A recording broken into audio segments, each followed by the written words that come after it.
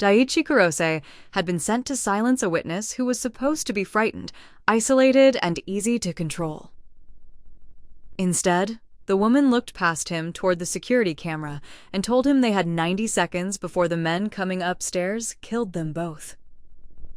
He thought she was bluffing until his own encrypted phone confirmed the second team had orders to erase everyone in the garage. The first thing Daiichi understood was that Imani Ward was not helpless. The second was worse. Someone had expected him to discover that. The order reached Daiichi at 11:18 p.m. No discussion, no meeting, no ceremonial language. A photograph, a name, a location history, and 3 lines of instruction on the Kanzaki Gumi's encrypted internal network. Imani Ward, external continuity consultant. Recover unauthorized material. Prevent disclosure. Use final discretion if necessary. Daiichi read it twice while sitting alone in the rear booth of a closed izakaya in Shinagawa. Across the table, Takumi Sara poured tea into a cup neither man had touched. "She's not trained," Sara said. "Not connected, she copied something she doesn't understand, and panicked." Daiichi looked again at the photograph. A black woman in her mid-30s, composed expression, dark coat hair pulled back. The picture had been taken from a company security badge. Nothing about it suggested the kind of person Kanzaki Gumi normally assigned to him. Daiichi handled enforcement problems, captains refusing orders, business partners testing limits, internal disputes that had reached the point where polite solutions no longer worked. Sending him after a corporate consultant felt excessive. He said so. Sara set the teapot down. "That is why this should be simple." Simple was a word Daiichi had learned to distrust. Still, he accepted the assignment, not because Sara outranked him in every matter, but the instruction carried valid authorization through the Kanzaki command system. Daiichi had spent 15 years building a life around one principle. Internal orders mattered because without them, organizations like theirs became collections of armed men pretending chaos was loyalty. He closed the file. "Where is she?" Sara slid a printed address across the table. A parking structure beneath a commercial tower in Minato. "She's been using temporary offices there. Her access expires tonight, and the Material A drive." "What's on it?" Sara's pause was brief. "Enough." Daiichi looked at him. Sara's smile had no humor. "You're not being asked to analyze her." That was the first mistake. Not the order itself. The assumption behind it. By midnight, the lower levels of the parking structure were almost empty. Daiichi entered alone. Rainwater streaked the concrete ramp behind him as the gate closed. Fluorescent lights hummed overhead. Several cameras followed fixed arcs across the ceiling. His phone showed Imani's last access badge ping near level B4. He found her beside a dark sedan near the far wall. No luggage, no visible weapon, no attempt to hide. A battered leather notebook rested on the roof of the car beside her. A small black drive no larger than his thumb sat beside it. Daiichi stopped 6 meters away. Imani looked at him once. Not at his hands first. Not at the exits. At his face. Recognition. That bothered him more than fear would have. "Daiichi Kurose," she said. He did not answer. She glanced toward a camera above his right shoulder. "Did Chairman Kanzaki give you the order himself?" Daiichi had expected pleading. Maybe denial. Maybe an offer of money. Instead, she asked a question that sounded administrative. "Give me the drive. Did he give you the order himself? You're not in a position to negotiate." "No," she said. "I'm trying to determine what kind of problem we have." Daiichi took one step forward. Her hand moved toward the notebook, not the drive. He noticed that. "Leave both." She looked at his phone. "When did the instruction come through?" "That isn't your concern?" "It became my concern when you walked in here alone." He studied her more carefully. She wore a charcoal coat over office clothes, practical shoes, no jewelry, except a thin metal watch. Her breathing was steady. Too steady. "You knew I was coming. I knew someone would come. That's not what I said." Her eyes stayed on his. "No." A soft electronic tone sounded somewhere above them. Imani turned her head slightly. Now, we have about 90 seconds. Daiichi did not move. To what? For you to decide whether you still believe I'm the assignment. He heard an engine on the upper ramp, then another, more than one vehicle. Daiichi checked his phone. Nothing new. Imani reached for the small drive. His hand went inside his coat. She stopped immediately. If I wanted to run, I would have left before your badge triggered the lower camera grid. He looked toward the nearest camera. You have access to the system? Enough to know who just entered? How many? 2 vehicles, 6 men minimum. You expect me to believe they're here for you? I expect you to check your phone. A vibration hit his palm almost at the same moment. New authorization. He opened it. Secondary recovery team deployed. He read the rest. Secure asset, remove unauthorized personnel, recover all devices. Then, the final field loaded. Subjects for removal. Ward Imani, Kurose Daiichi. Daiichi stared at his own name. For 1 second, nothing in the garage changed. The same lights, the same rainwater dripping from ventilation pipes, the same woman standing beside the sedan. But the structure of the problem had changed completely. He looked at Imani. How did you know? Not now. Footsteps echoed from the far stairwell. Daiichi put the phone away. Move. She picked up the notebook. Not the drive. Daiichi grabbed the drive himself. Which exit? None of the vehicle exits. You said you had access? I said I had enough. She crossed toward a service door, marked maintenance only. Locked.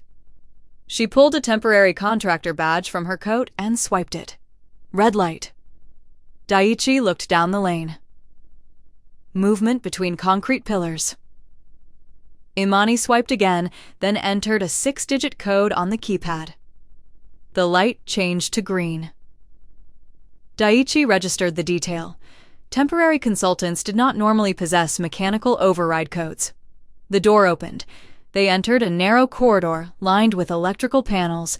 Imani shut the door and opened a metal access box beside it. What are you doing? Making them choose the wrong floor. She removed a plastic cover and pressed 2 switches. Behind them, alarms started somewhere in the parking structure. A ventilation fan stopped, then another. Emergency shutters began descending across several lanes. Daiichi watched her. You planned this. I studied the building. That wasn't my question. No, you asked the wrong question. Footsteps struck the other side of the door.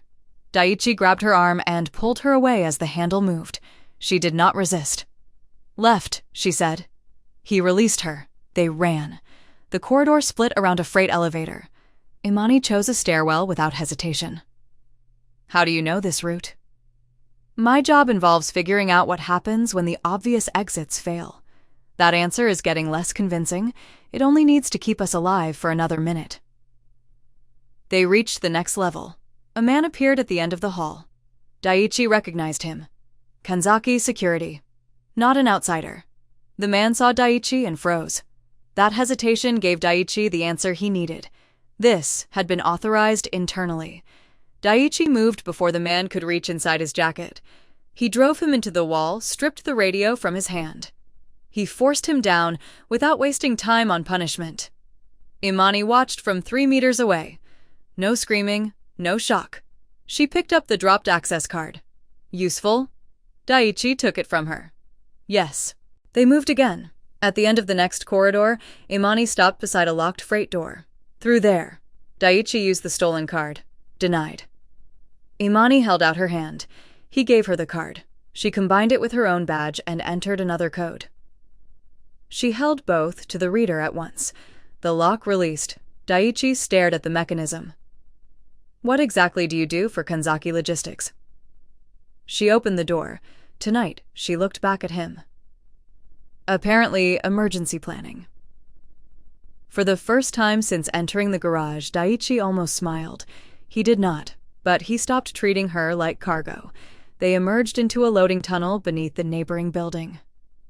Rain hissed beyond the open service gate. A delivery van sat abandoned under an awning. Imani approached it. Daiichi caught her shoulder. Stop.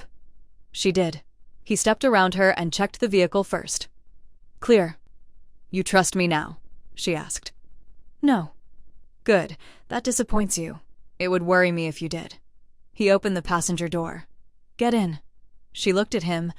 Where somewhere? They shouldn't know. Her expression changed slightly at that. Not relief. Concern. Daiichi noticed. What? Nothing. That answer is finished. She climbed into the van. You'll understand soon. He drove them to an old Kanzaki emergency property near Koto, a concrete office above a shuttered import warehouse. Very few people knew it existed. Fewer still knew Daiichi had independent access. He used a physical key instead of the network lock. Inside the office smelled of dust and old paper. No staff, no cameras connected to the public grid. Daiichi locked the door behind them. Imani placed her notebook on the table. Daiichi set the black drive beside it. You're going to tell me how you knew that team was coming. I knew someone had prepared for your assignment to fail. Why I don't know enough yet. You knew my name. Yes. You knew my face. Yes. You knew the building. Yes. And you knew the secondary team would target me. I suspected it. Daiichi stepped closer.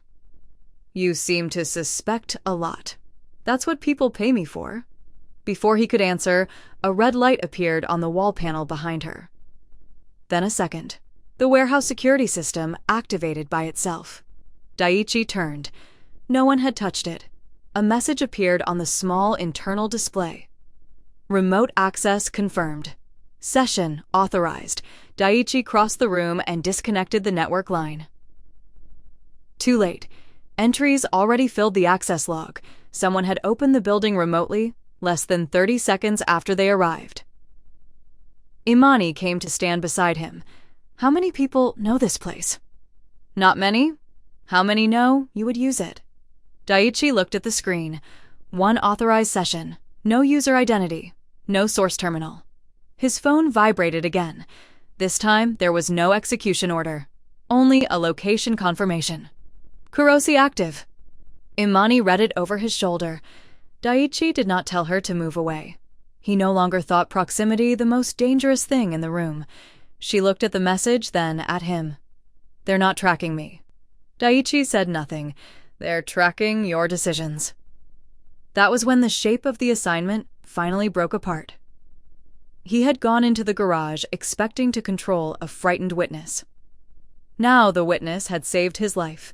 An internal team had tried to erase him, and a safe location known only to senior Kanzaki officers had been compromised within minutes. Imani Ward had not been the simple problem. Neither had the drive. Daiichi looked at the woman he had been ordered to silence. For the first time, he wondered whether she had ever been the target at all. By dawn, Daiichi had stopped asking whether the warehouse was compromised. The answer was obvious. The real question was how many of his assumptions had been compromised with it. He removed the battery from his phone and wrapped the black drive in a cloth. He placed both inside a metal cabinet. Imani watched without interrupting. You have another place, she asked. Daiichi nodded. Then don't use it. He looked at her. She opened the battered notebook and turned several pages. Then she wrote something down. You've already used one location you believed was restricted, she said. Someone found it in minutes. If you keep moving through your own network, you're giving them a map of what you still trust. Daiichi closed the cabinet. You have a better option. Yes. Which is, we stop behaving like fugitives. That answer earned her his full attention. 20 minutes later, they were walking into the service entrance of a 24-hour business hotel near Toyosu. No private security, no Kanzaki property, no underground access point. Imani paid cash for a conference room normally rented by delivery companies and sales teams working overnight. Daiichi disliked the visibility. Imani seemed to prefer it. People hide in places designed for hiding, she said as she shut the door behind them. That makes them easier to predict. You plan this too. I plan alternatives. She opened her laptop. Daiichi remained standing. You said people pay you to suspect things. They pay me to identify failure before it becomes expensive. That's not what your company profile says. Company profiles are written to make executives comfortable. She turned the screen toward him. A diagram filled it. Not names, systems, shipping routes holding companies, security contractors, warehouse leases, executive dependencies, data centers, voting rights, insurance, relationships. Daiichi recognized pieces of Kanzaki Gumi immediately.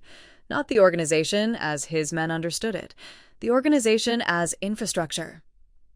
What is this, your problem? He leaned closer. The diagram did not draw a clean line between legitimate and criminal activity. Instead, it showed where one depended on the other. One logistics company relied on a security vendor controlled by a Kanzaki affiliate. That security vendor depended on a financing company. The financing company shared directors with a property group. Several senior captains held influence, not through rank, but through control of businesses. Other captains needed. It was not a hierarchy. It was a nervous system. You built this, most of it, for what purpose? To see what breaks first. Daiichi looked at her. She did not look away. That answered one question. It also created several worse ones. How long? 18 months. You've been inside Kanzaki companies for 18 months. Yes. As a consultant. Yes.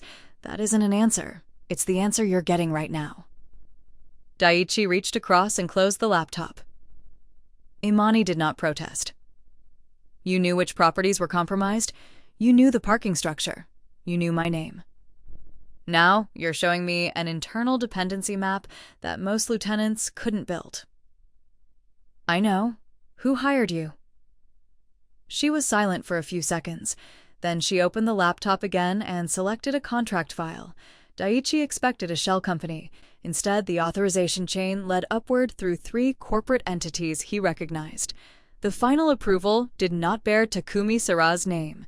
It had been issued through an office reserved for Chairman Masanori Kanzaki. Daiichi reread it. You expect me to believe the chairman invited an outsider to map his own organization? Not the criminal side. You mapped it anyway. I mapped dependencies. The distinction stopped being useful after the first 6 months. Why would he hire you? Imani hesitated. This time, Daiichi noticed that the hesitation was different. Not defensive, measured. He wanted to know what would happen if he disappeared. Daiichi said nothing. Retirement, illness, arrest, internal challenge. It didn't matter which scenario. His concern was continuity. And your conclusion? That there wasn't any. Daiichi's expression did not change. He moved away from the table. Imani reopened the diagram. Your organization looks stable because specific people keep compensating for structural weaknesses. Remove 2 or 3 of them and the system stops cooperating with itself. Which people? I'm not giving you that list. Why? Because I'm not sure who I'm speaking to yet. Daiichi turned back. You're in a room with the man who was ordered to kill you. Yes, and you still followed me here. No, you followed me here. That irritated him because it was true. A vibration came from the small radio he had taken from the security man in the garage. Daiichi checked the channel. A Kanzaki voice. One of his captains. Kurose-san. Respond if you can hear this. Daiichi recognized Haruto Nishimura, a field captain who had worked under him for 7 years. Imani watched his reaction. Daiichi pressed the transmit button. I hear you. Relief came through the speaker immediately. Sarah has everyone searching. He says you've been compromised. By whom? He didn't say. Of course. A pause. Give me your location. I can bring 4 men. Daiichi looked toward the hotel door. For 1 second, the offer was tempting. 4 loyal men changed the immediate balance. Transport, weapons, safe movement, people he knew.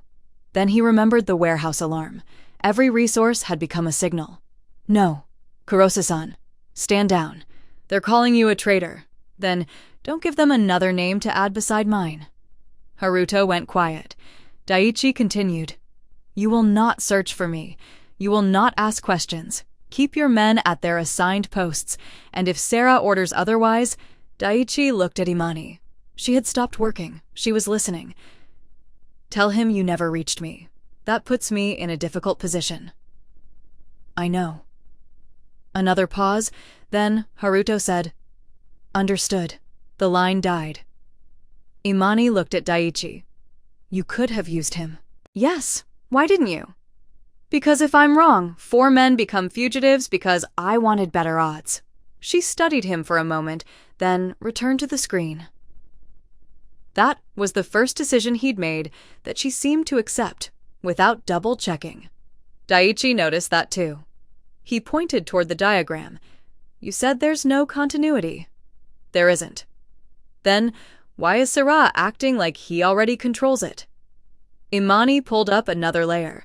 Several markers appeared across the network. Financial transfers, security contract changes, police exposure reports, executive removals. Daichi recognized dates. One corresponded to a dispute 2 years earlier between 2 Kanzaki captains over warehouse access. Another matched the month a long-trusted accountant had been accused of selling information.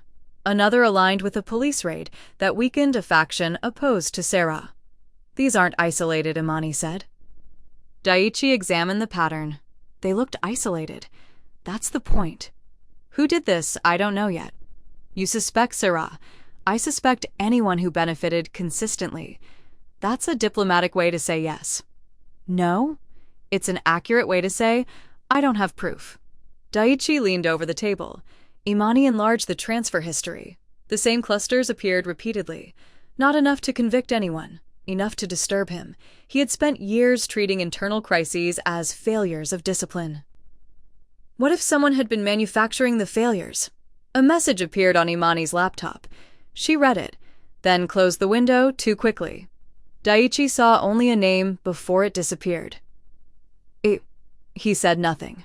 Not yet. Instead, he reached for the black drive. You keep carrying this like it matters. It does. It barely holds anything. I know. So what is on it?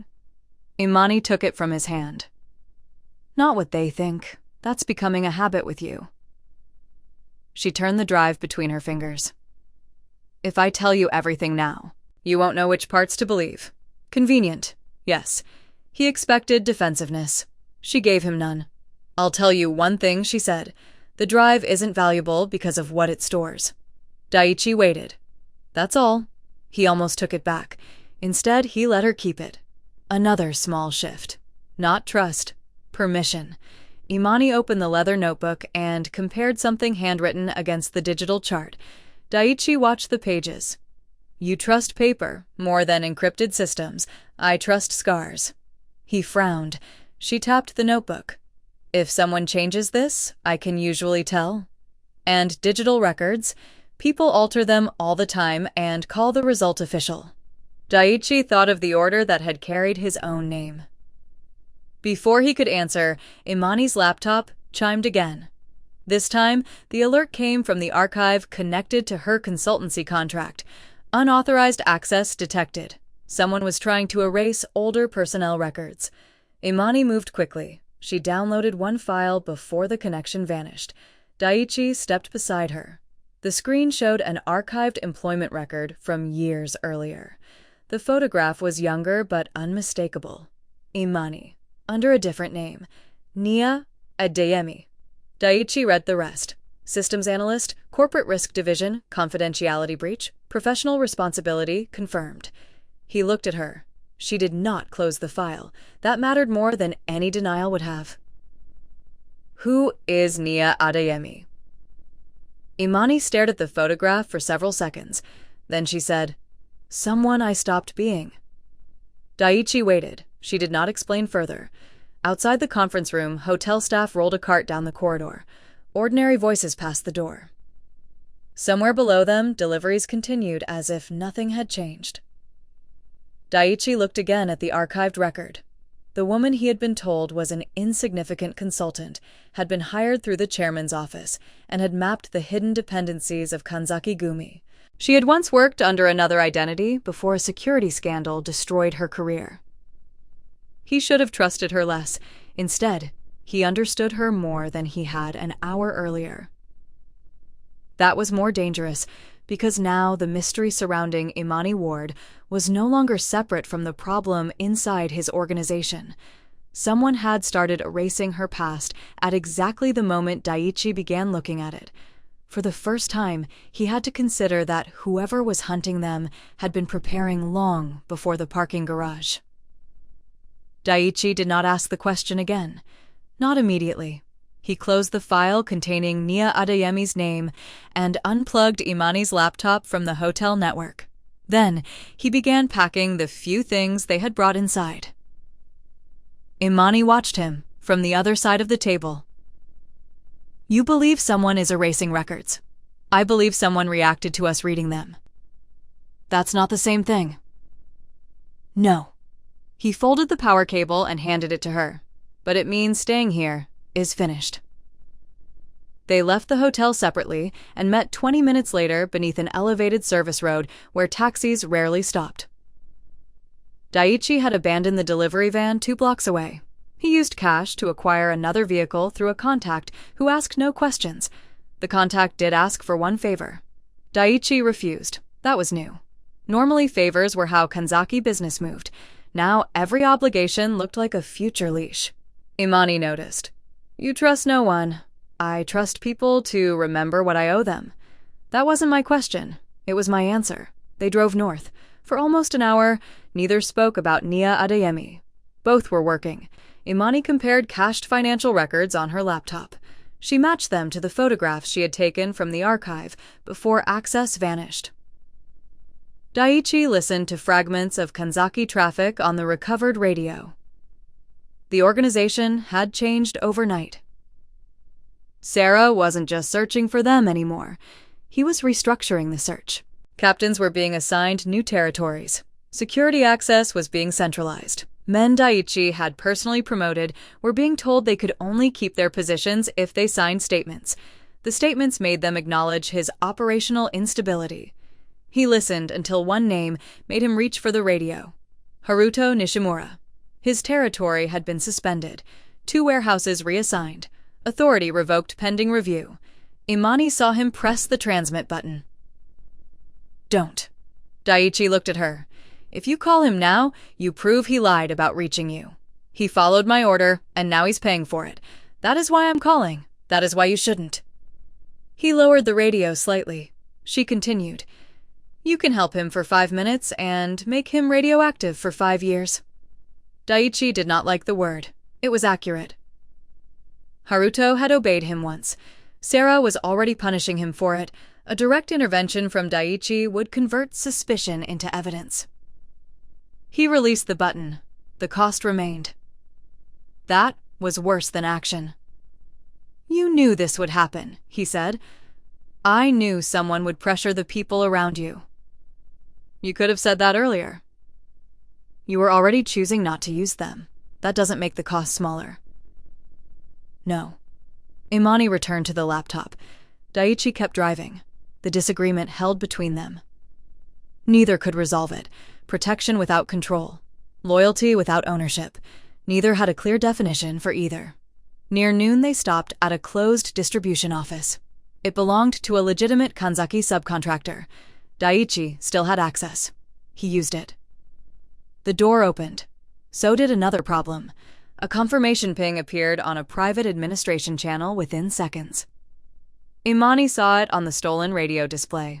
Your credentials are being watched. I know. You keep using them. I needed the archive terminal. Then, every time you solve one problem, you tell Sarah what kind of problem you're solving. Daiichi looked at her. You want information or invisibility. I want you to stop acting like those are the only 2 choices. He almost answered sharply. Instead, he unlocked the internal office. That restraint mattered more than an apology would have. Inside the company maintained offline copies of older acquisition records. Daiichi found the terminal. Imani found the gap. The security company tied to Nia Adeyemi's old employer had changed ownership 3 times. The final acquisition passed through a logistics security holding company connected to Kanzaki Capital. Daiichi leaned closer. One subsidiary carried a director he recognized, not Sarah himself, one of Sarah's financial proxies. Imani stared at the chain. Her hand remained on the trackpad. You knew none of this. No, you never traced it. I stopped looking. The answer came too quickly. Daiichi waited. Imani closed the file. That scandal ended my career. That's not an explanation. It's enough of one. It isn't. She stood. He did not block her. That was important. She walked to the window. Blinds covered most of the glass. When the breach happened, she said everyone wanted a failure point. Daiichi stayed by the desk. My system was the obvious one. Was it I built it? I maintained part of it. Confidential material passed through infrastructure I designed. And you accepted responsibility. I accepted that I might have missed something. That's different. Not to employers. He understood that better than she knew. Organizations rarely cared whether guilt and responsibility were the same thing. They cared whether someone could be named. She continued. I spent months reconstructing logs. Every trail returned to my credentials or to processes I had approved. Eventually, continuing to defend myself looked less like investigation and more like denial. So, you disappeared. I changed how I worked. You changed your name. She turned toward him. Yes. Daiichi looked back at the ownership chain on the screen. The connection to Sarah did not prove sabotage, but it made coincidence expensive. Imani came back to the desk and opened the file again. This time, she did not hide it. That was the first real piece of trust she gave him that cost her something. Not because the information was dangerous, because the shame attached to it still was. Daiichi noticed the exact year. He remembered something. A security dispute inside Kenzaki operations around the same time. A foreign risk platform had briefly identified several shell entities before the data disappeared. Sarah had handled the cleanup. Daiichi said nothing yet. Not because he wanted leverage, because he did not have enough. That distinction mattered. Later, while they copied the records onto an isolated device, Imani picked up the black drive from Chapter 1. Daiichi watched. You still haven't told me what it does. She inserted it into a disconnected terminal. The system recognized it immediately. It displayed almost no stored files. She opened a verification utility. A string of authentication certificates appeared. Daiichi frowned.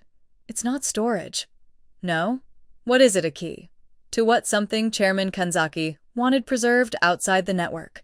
That was more than she had told him before. Still not enough. Evidence authorization.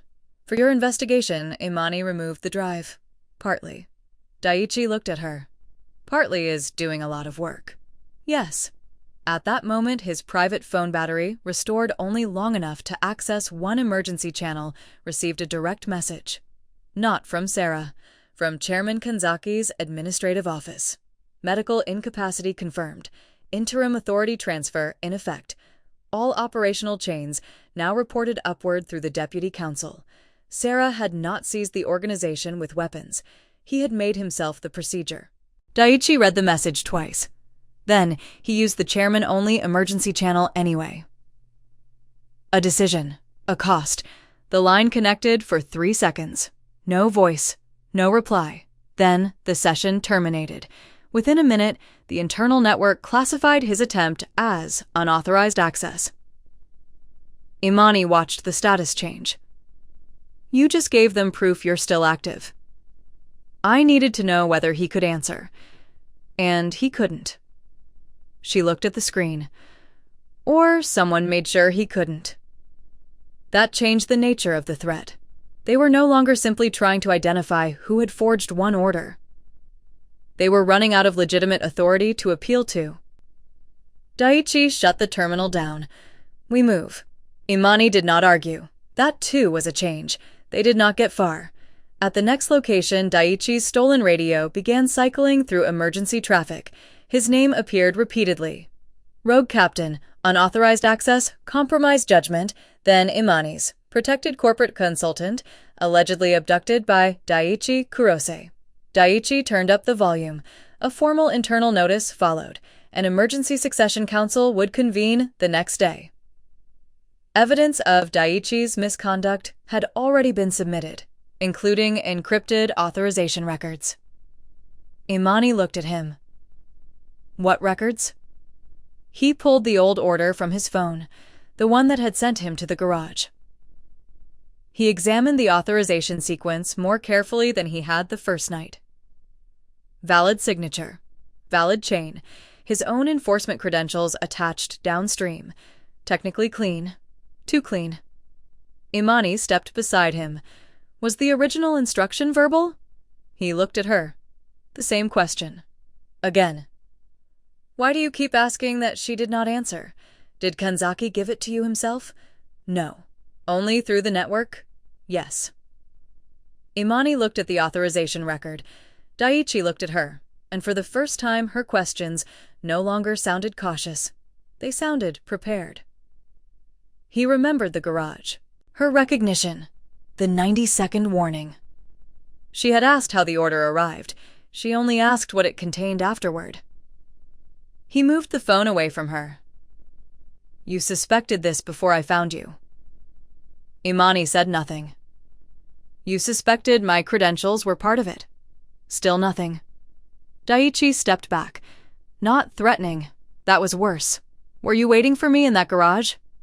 Imani looked at him. This time she did not hide behind technical language. Yes. The answer changed everything they had built since then. Haruto's lost territory. Daiichi's exposed safe houses. Imani's recovered past. Every choice they'd made to protect one another had moved them closer to a conflict. She had partly anticipated it. Daiichi lowered the phone. Outside the organization he'd served for 15 years, prepared to judge him. They had records bearing his own name. Inside, the woman he had begun to trust had just admitted that their first meeting had never been accidental. And now, the thing they had both tried to protect had become evidence in someone else's case.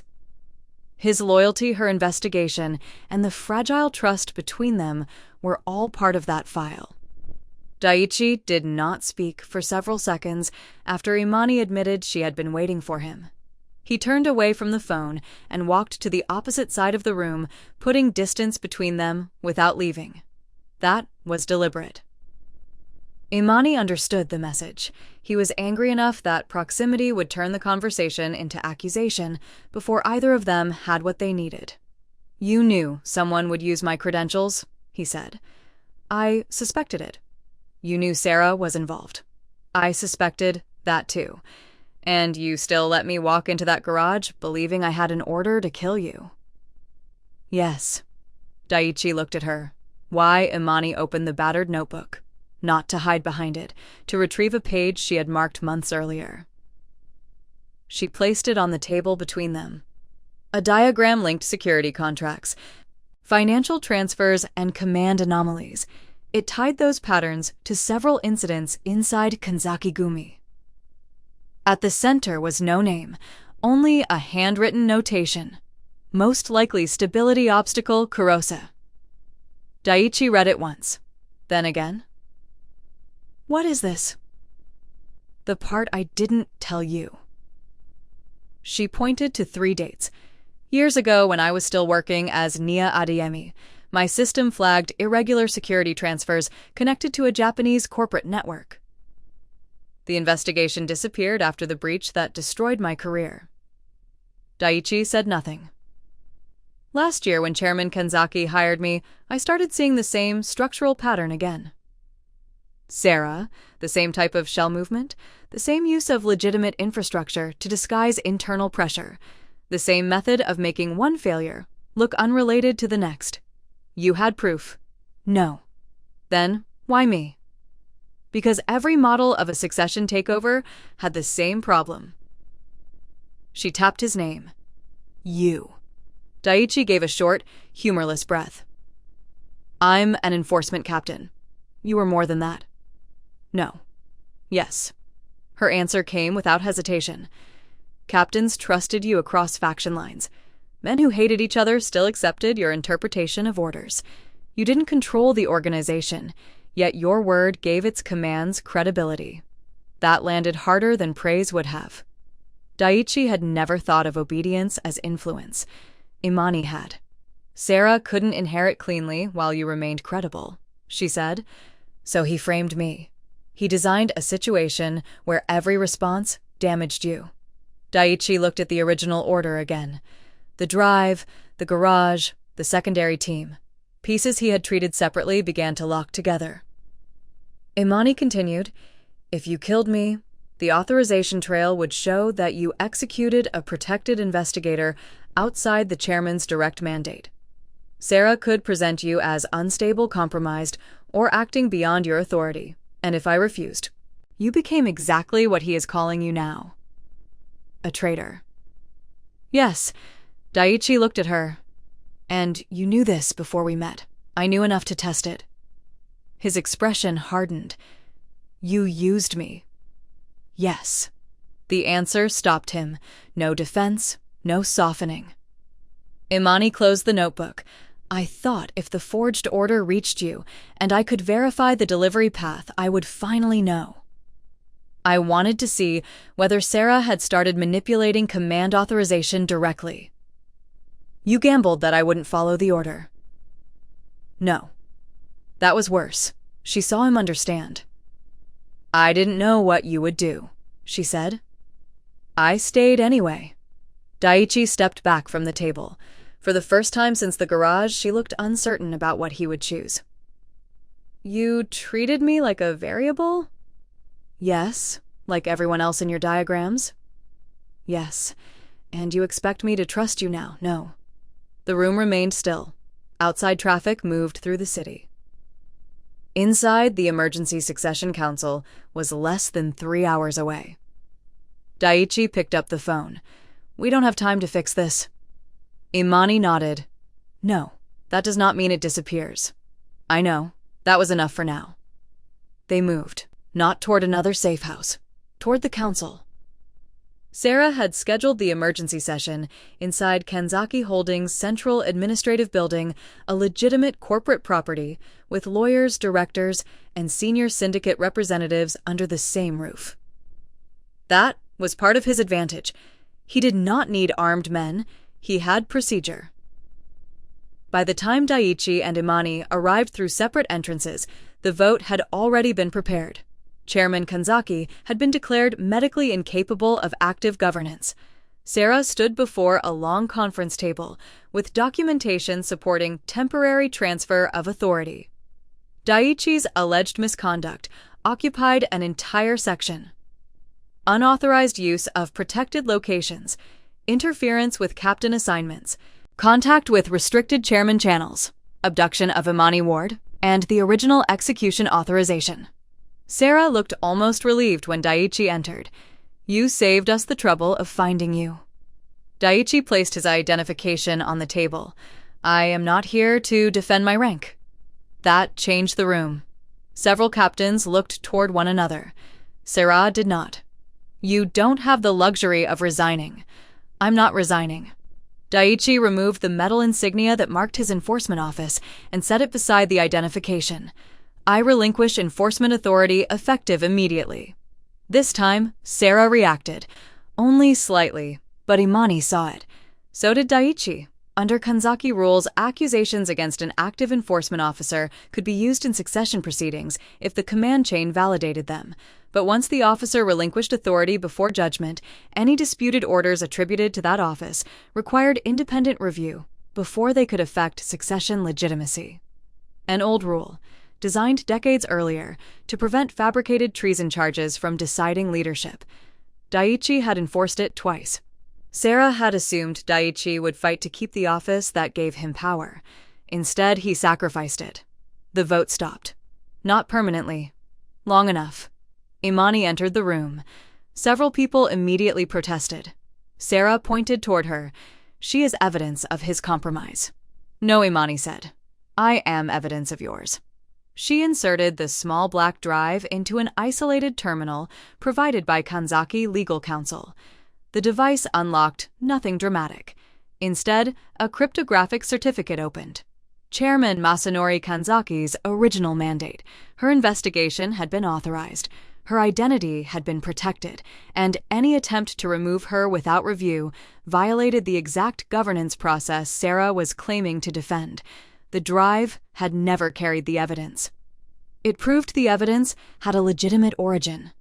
That was its value. Sarah recovered quickly.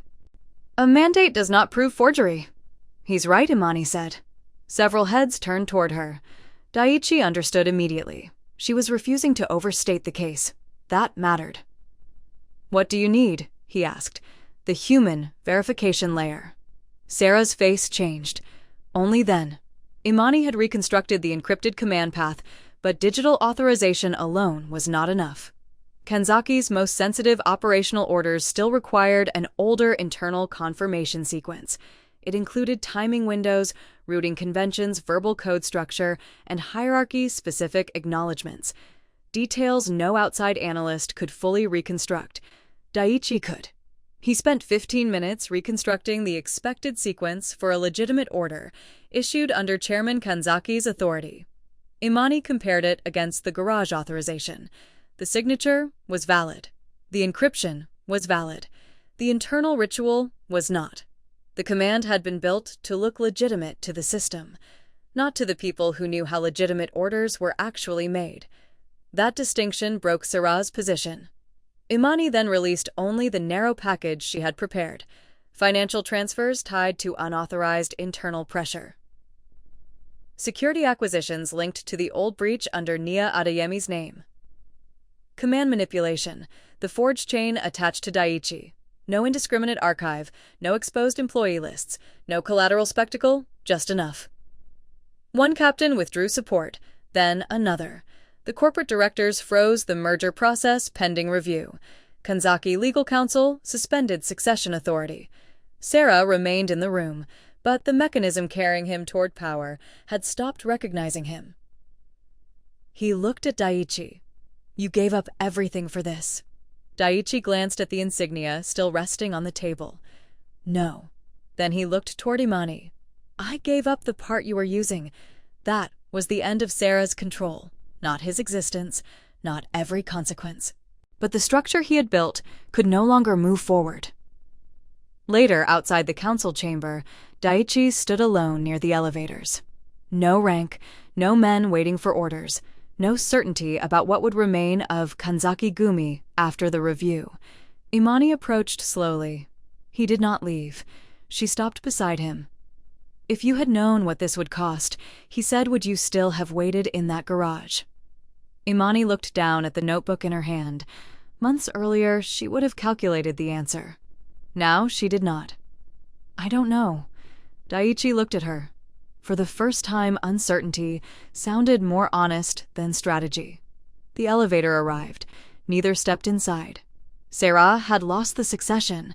The forged orders were exposed. The conspiracy that brought them together had been broken, but Daiichi's rank was gone. Imani's buried identity was now attached to public evidence, and whatever existed between them could no longer be explained by survival. The crisis was over. What remained was choice. 3 weeks after the succession council, the Kanzaki name still appeared on buildings contracts and old business cards, but it no longer meant what it had before. Chairman Masanori Kanzaki appeared once briefly before the legal representatives of the holding companies and several senior captains. He confirmed that Imani's investigation had been authorized through his office. He also confirmed that the organization's command structure had become too dependent on private loyalties, informal access, and men who could decide which version of an order became real. Then he resigned. There was no dramatic ceremony, no final speech about honor. He simply signed the documents that ended his authority. That decision did what Sarah's failed takeover had nearly done by force.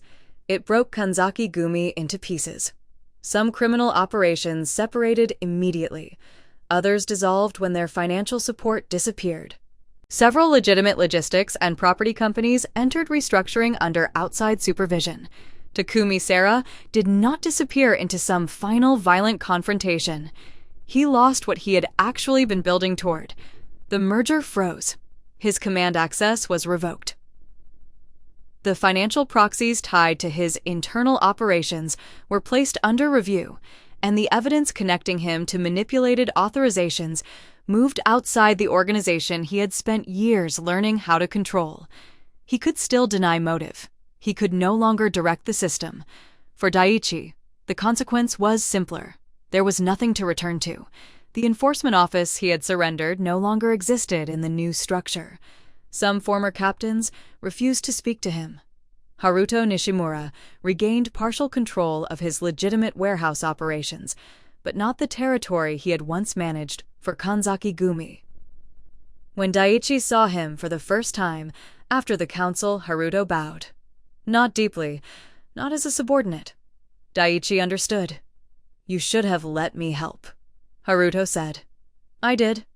Haruto almost smiled. Then he left. That was as close to forgiveness as either man required.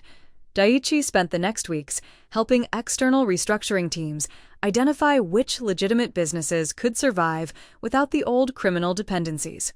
For the first time in years, people asked him what he knew without asking him to enforce what came after.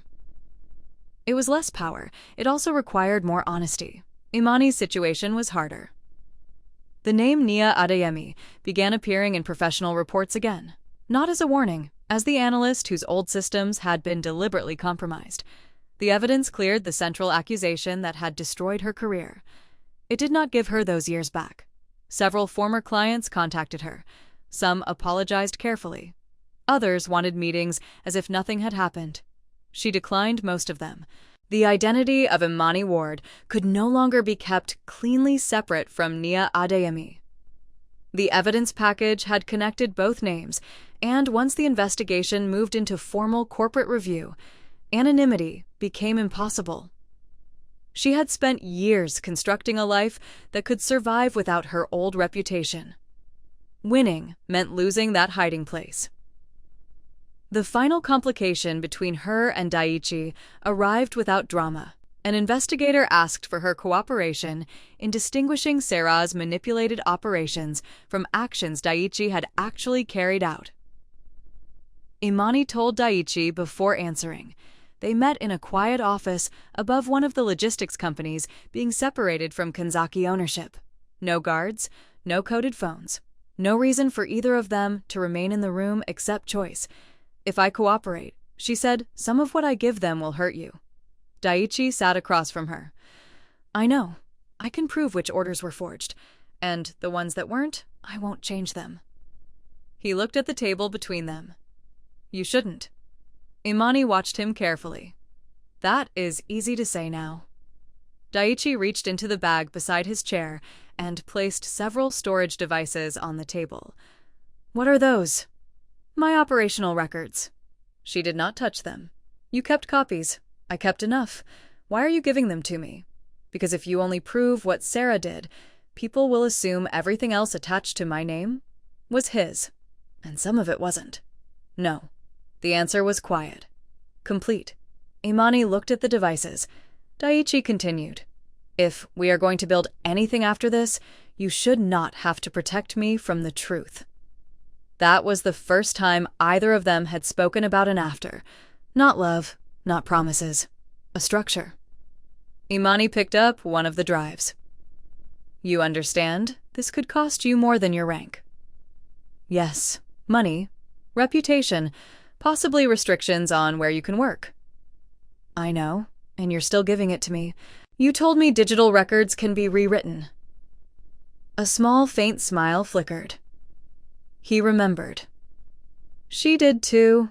So, I thought I would give you the version I kept, before someone decides to improve it." For the first time in weeks, she laughed. Briefly, then she stopped. "I was offered relocation." Daiichi did not ask where. A consulting position outside Japan, she continued. "Clean separation. New contracts. No remaining Kanzaki exposure." He nodded once. "That sounds safer. It is. You should consider it." "I did." He looked at her. "I'm not taking it." Daiichi's first instinct was to ask why. He stopped himself. That mattered. Imani noticed.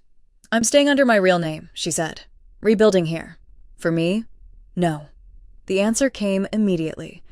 He accepted it. "Good." She leaned back. "I'm staying because I spent years letting one institution decide whether Nia Adeyemi was allowed to exist. I'm not doing that again." Daiichi looked at her for a long moment. Then he said, "Good." She almost smiled again. "And you I have work." That wasn't what I asked. He knew. There was no crisis left to force them together. No team coming through a garage, no succession vote, no forged order. The reason for staying had to be different now. Daiichi rested his hands on the table. I don't know what this looks like without all of that. Neither do I. I know I don't want to decide for you. That would be a start. And I don't want obedience mistaken for trust anymore. Imani held his gaze. That would be another. Nothing dramatic followed. That was what made it real. Months later, Daiichi arrived at Nia's office. It was near closing. The brass plate beside the door read, Nia Adeyemi Organizational Risk and Continuity. No alias, no shell company, no hidden title. He carried something under one arm, her battered leather notebook. She looked at it. I thought I lost that. You did. You opened it. No. She took it from him. You carried this through half of Tokyo and never opened it. It wasn't mine. Nia opened the notebook. Near the front was the assessment she had written months before the garage. Daiichi Kurose, high institutional loyalty, low personal corruption. Most probable failure point, inability to distinguish loyalty from obedience. He read it only because she turned the page toward him. Farther down was one additional line. Assessment revised. Daiichi looked at her. That's all. That's all you get. Still cautious. Still alive. They left the office together. Outside, Tokyo traffic moved through the wet streets. No one followed them. No one had ordered either of them to stay. This time, that was the point. Trust begins where control finally runs out. Subscribe and tell me in the comments where you're listening from and what you think really changed them.